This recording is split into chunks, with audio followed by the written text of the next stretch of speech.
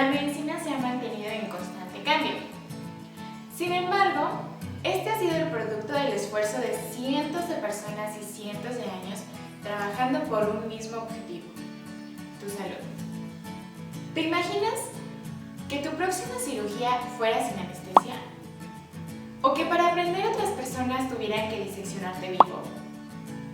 ¿O que al herirte, lo único que pudieran hacer para detener esa hemorragia fuera cauterizarla? A continuación, daremos un recorrido por la historia para conocer estos sucesos que han construido nuestro presente. Acompáñame dentro de los cuadros históricos.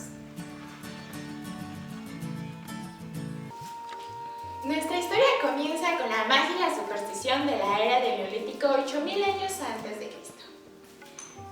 El poder curativo era ejercido por un chamán, quien además era sanador, adivino o el jefe de la tribu. Utilizaban encantamientos, conjuros o amuletos para alejar a los dioses responsables de la enfermedad. Podían inmovilizar fracturas y usaban remedios a base de hierbas. Incluso llegaban a practicar trepanaciones para dar salida a los malos espíritus del cuerpo humano.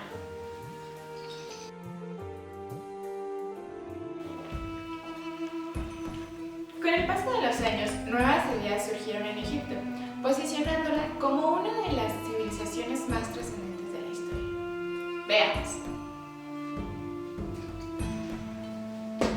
Los médicos egipcios, tanto hombres como mujeres, eran denominados Zum.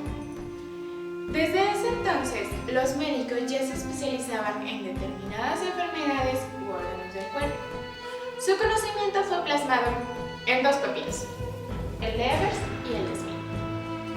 Ellos creían que el cerebro era quien bombeaba la sangre y que el corazón era quien controlaba los sentimientos y pensamientos.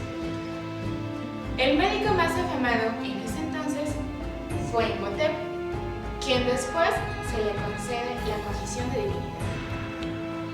Continuamos.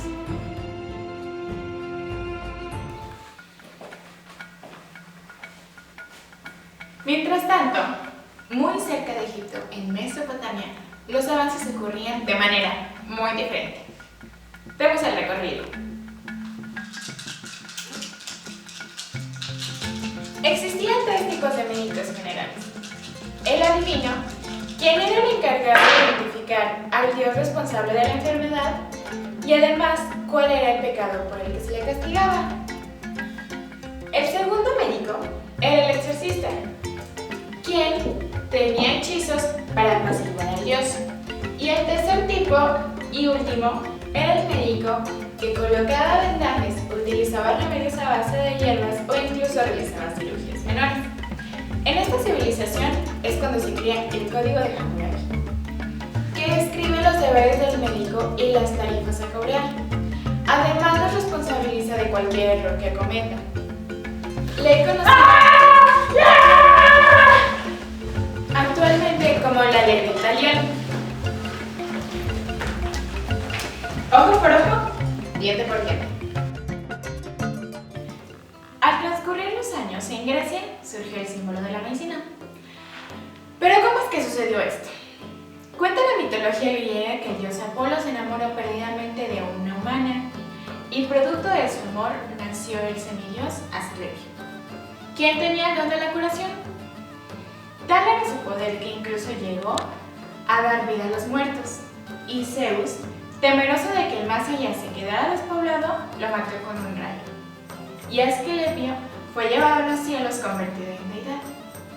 Asclepio caminaba apoyándose sobre un bastón, sobre el cual se enrollaba una serpiente. Y este es el símbolo que años después se adopta para representar a la medicina. Se cuenta que Hipócrates descendía de la gran familia de este semidios. Hipócrates, nuestro gran maestro, el padre de la medicina moderna. Desde aquellos años, él ya creía en los sentidos de los médicos, como oler, tocar, escuchar e incluso probar. ¿Te imaginas que en esas épocas probaban la pus o la orina? sangre, flema, bilis negra y bilis amarilla. Es en esa época donde se crea el conocido juramento hipocrático. Juramento que en la actualidad realizan algunos profesionales de la salud para demostrar el compromiso con su profesión en algunos lugares. Otro de los grandes fue Aristóteles, el gran filósofo del siglo IV a.C., quien se dice comenzó a realizar disecciones en animales y así empezar a estudiar la anatomía. Sin embargo, fue en Alejandría donde Heraclio realizó las primeras disecciones en humanos. Se cuenta que lo hacía con personas vivas, que eran delincuentes. Además estableció que por las arterias corre sangre y que el cerebro era lo que nos daba la inteligencia. Continuamos.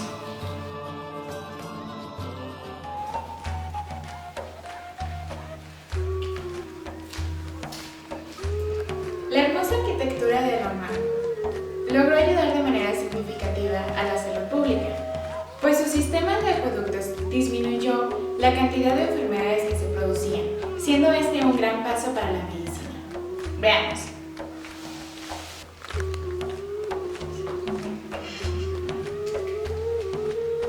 Muchos de los personajes griegos emigraron a Roma, tal como lo hizo el médico Galeno, uno de los médicos más afamados de su época, que se encargaba de curar a los gladiadores y de igual manera al gran emperador Marco Aurelio.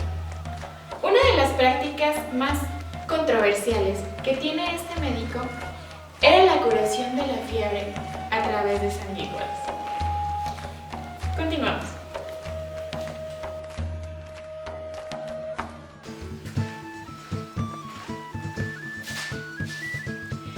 Sin embargo, al transcurrir los años llegó el oscurantismo, la época medieval en la cual se vio un retroceso en la ciencia, y la medicina no fue la excepción.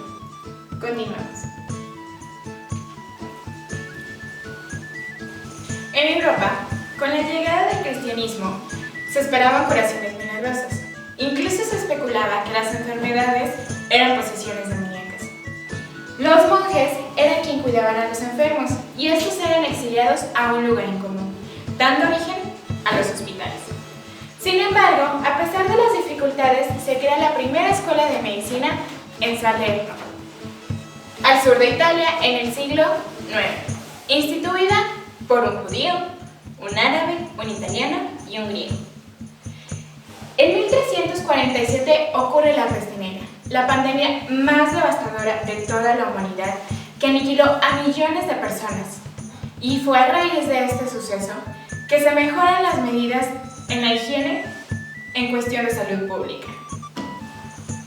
Continuemos.